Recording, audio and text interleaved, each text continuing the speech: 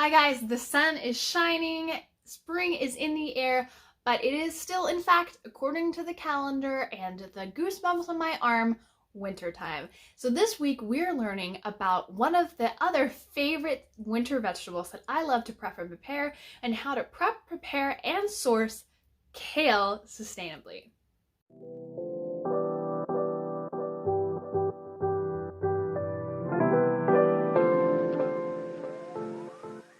My name is Sabrina from the Stylish and Sustainable podcast and livestylishandsustainable.com. For the best healthy and sustainable living advice, be sure to subscribe and hit the bell notification so you know when all of the new videos come out. If you're looking to find new ways to prepare and eat seasonal vegetables, this is the video for you. By the end of this video, you are going to know how to prep, store, and prepare kale in a sustainable and healthy way. Lots of people love to eat kale, and although it might be declining as a fad food, it still has tons of amazing nutritional value. So that's what we're going to be addressing today. So I think the first thing that's important to talk about is why someone should even eat kale to begin with. And that's when the nutritional benefits come in. So kale has powerful antioxidants. It's really great for your hair, your skin, your nail, your visions, your heart. It has anti-carcinogenic properties. It's great for your gut microbiome, and it's a leafy green, so it's got some great fiber. Okay, let's talk about the numbers very briefly, I promise. So I'm looking here at the numbers because I would forget them otherwise. In 100 grams of kale, which is going to be about a cup and a half if you press it down, and I checked, without anything on it, you're looking at around 28 calories, and you're looking at 2 grams of fiber. So like I mentioned before, good little dose of fiber from 100 grams, which is a cup and a half of cut kale. Some of the most notable vitamins is vitamin C, and in that 100 grams that we talked about, you're going to have 53% of your daily vitamin C.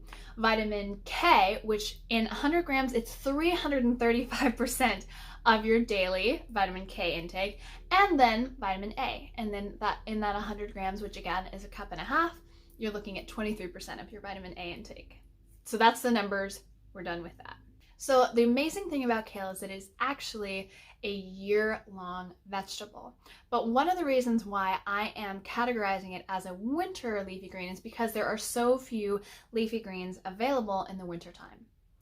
You can look for kale at its peak kind of towards the end of summer to early December. It's really going to shine during that time, especially compared to the other greens that are available.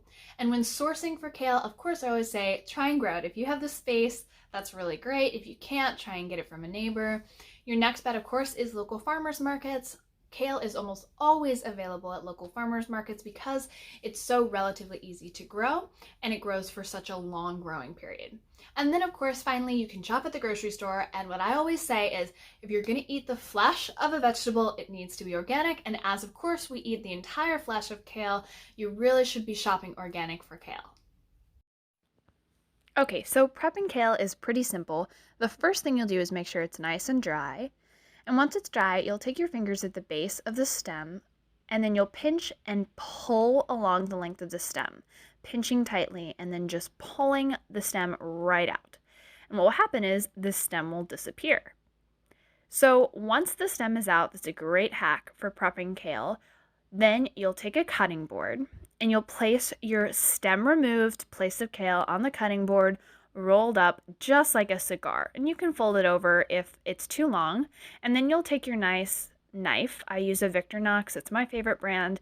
And you're going to slice in thin little ribbons, sort of, along the piece of kale that you've rolled up nice and tight like a cigar. And what we'll do is this will help it to keep it nice and tight. It will look even, and it makes it so much faster to do. Okay, let's talk about cooking tips. So this, my friend, is a bunch of kale.